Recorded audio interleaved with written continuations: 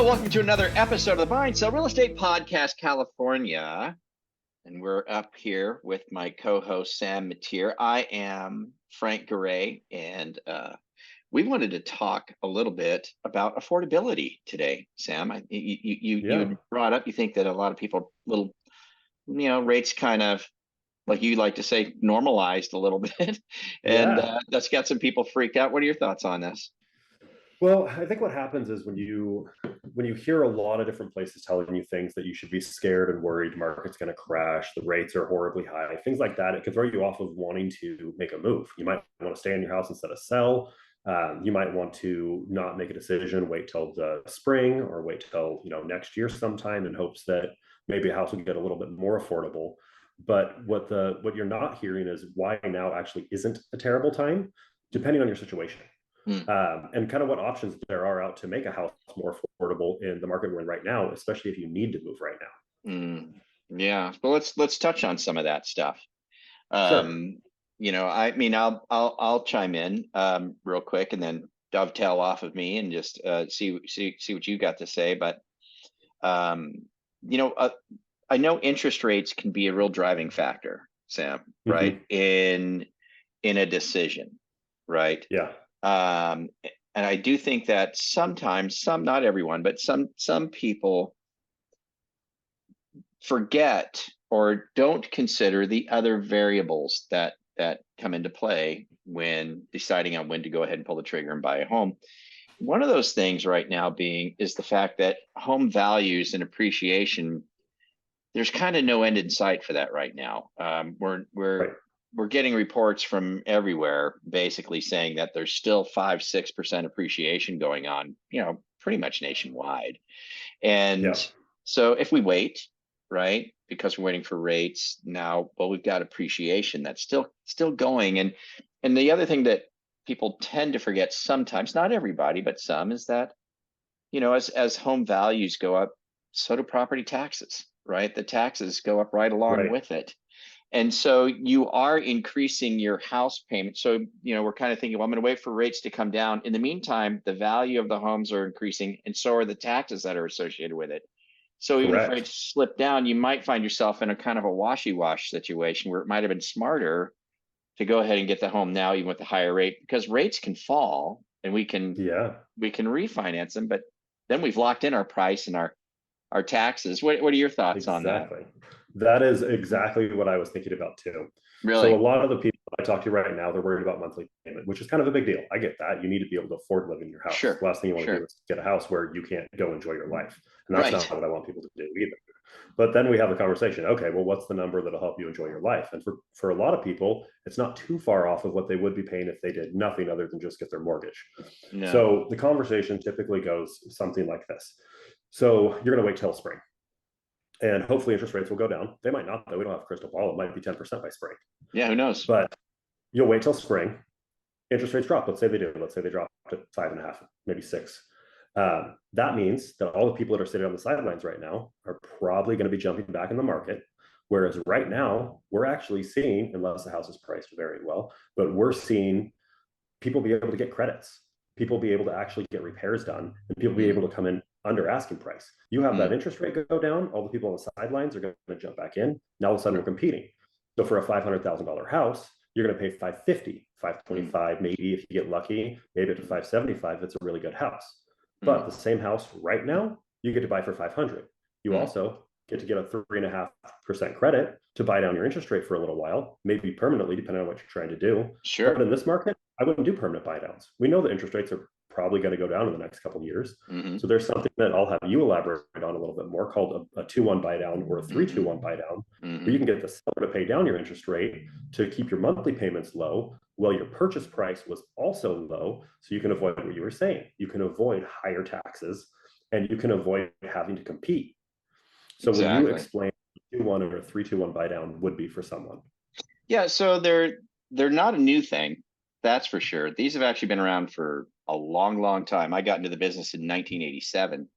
And I remember in the early 90s, there was a time similar to this where things were a little rough and rates were going up. And so the buy downs came into play, 2-1 buy down, 3-2-1 buy down. Most popular being the 2-1 buy down. So essentially Mhm. what's going on here is an interest rate is bought down for 2 years. It steps up 1% a year for 2 years. And so the way that that gets accomplished is you have a seller, like you said, who would be willing to invest in basically, if interest rates today are 8, right? Mhm. 8%, you could get in at 6. Okay. And for the first year, then the next year it's 7. And then the final year it kicks up to 8. So you get a little bit of relief for the first couple of years. But there's obviously that's going to cost money, because the rate is 8. That is the 8. And Yeah. so now the difference has to get made up between a 8 and 7% rate and an 8 and a 6% rate. That difference is what's basically getting paid by the seller. So the seller's basically Right. paying your house payment, a portion of your house payment for 2 years up front, is essentially how, in very simple way of Yeah. understanding it, that's how it works. And so, yeah, there is that. Or there is, the truth is that might cost 3 points, like you said, something like that, 3%, three and a half Yeah. percent, something like that. But you know what? Here's the other thing too. I'll give you an example. We recently put a gentleman in where he didn't want to do the 2-1, and there was a 3% credit, but he just took it all toward the rate, right? So he didn't get Yeah. a tiered one. He just got the benefit of paying 3 points. And at that time, it was a little bit Right. ago. So he wound up getting in the sixes. He was down in the Yeah. low sixes, but And we it's might not see those for quite a while. right. And it was permanent though. That's permanent. It just stays Yeah. there. It just stays there. So you're right. Being in a market like right now, especially in your market, in your area, you've got a little bit of Mhm. flexibility. You're still seeing appreciation, but you are seeing sellers Yep. willing to wiggle. Yep. You can get that rate, maybe knocked down a little bit. Yeah. So Yeah. That's so what I've seen is I have functionally two examples. If a house is priced really correctly, and this goes into if you're looking to sell a house, if it's priced correctly, I just had to write an offer that was no contingency, 17-day close. wow, And we went 20K over asking because we had to compete. They had a bunch of offers. But got that's it. when you price a house correctly, Yeah, when you undervalue it to drive traffic. got Most it. houses right now, though, people are pricing as if it was the middle of last year, beginning of last year, even the year before that. And they sit and they sit. And so they're willing to negotiate because they need to sell their house. And Yeah. so we got someone in contract in, and they have a 4% credit. Right now, they're considering completely replacing the roof. The roof had 2 years left on it, Mm. and fixing all the work. I mean, that's something that if we get into a competitive market, you're not going to get to do anymore. So you No, have an you're right. opportunity with a house that's fixed, which for the last 3 years, we never got to do that. You didn't get to fix Yeah. a house. Yeah. You got to Exactly. pay the seller extra. Exactly. And you're so right, Sam. If rates do indeed come down, and boy, they're sure not giving us that indication lately, are they? They're like, No, they are heck not. no, we're going up, my friend. But overall, still the prognostication is that they will improve. The bottom line is inflation, right? Inflation Yeah. is the death of mortgage rates. If there's inflation, mortgage rates hurt. The reason that they hurt during inflationary moments is because inflation means things are more expensive. If things are more Mhm. expensive, investors who have all these rich investors out there that are moving people's money around, right?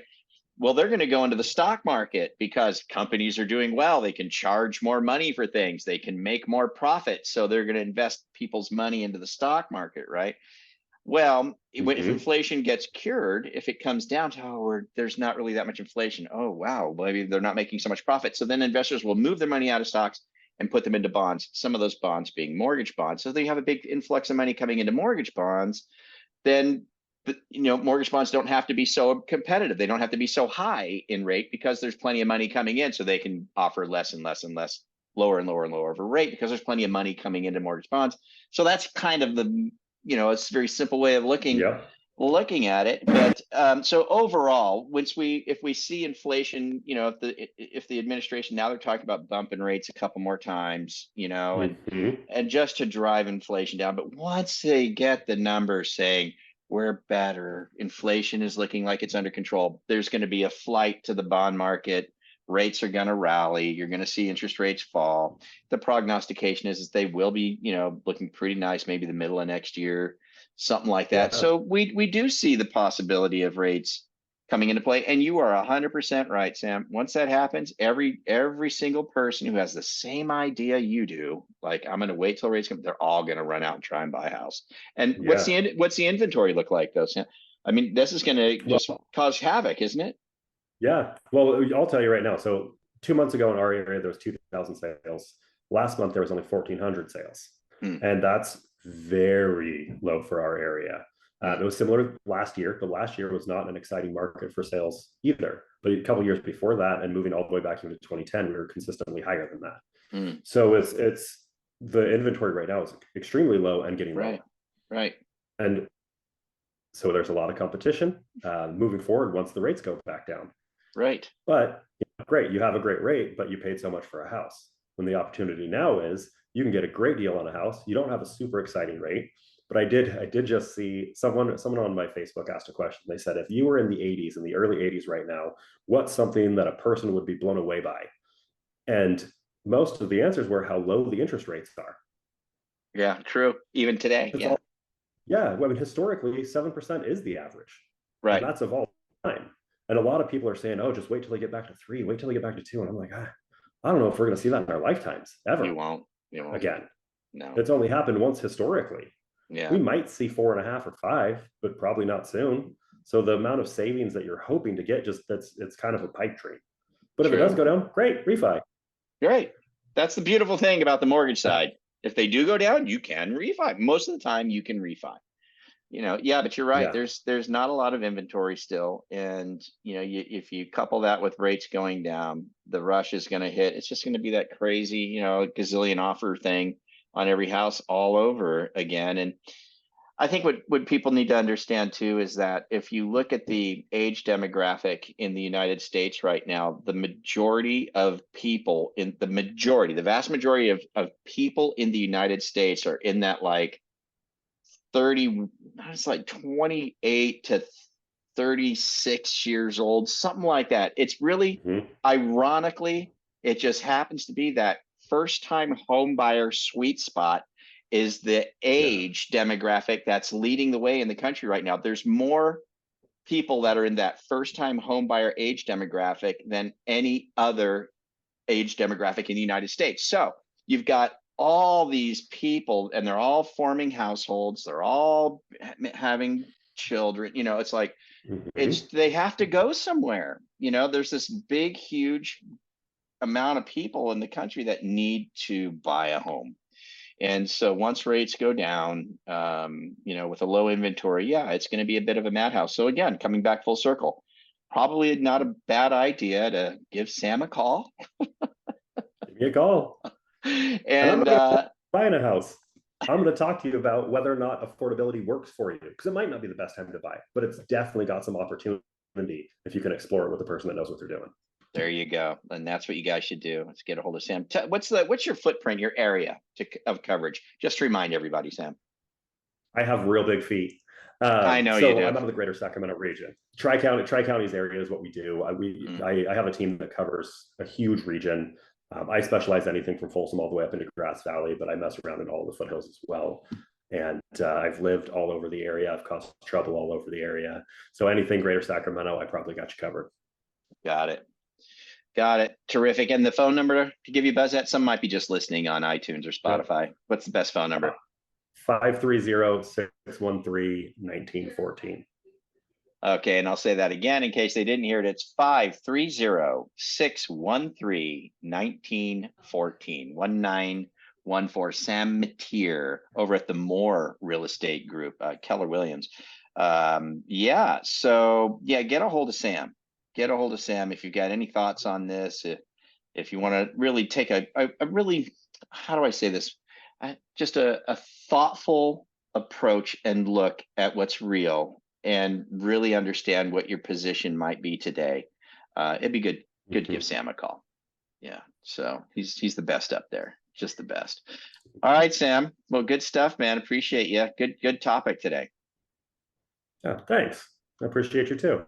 All right. Well, there you go, guys. Thanks for joining us here on the Buy and Sell Real Estate Podcast, California, Folsom.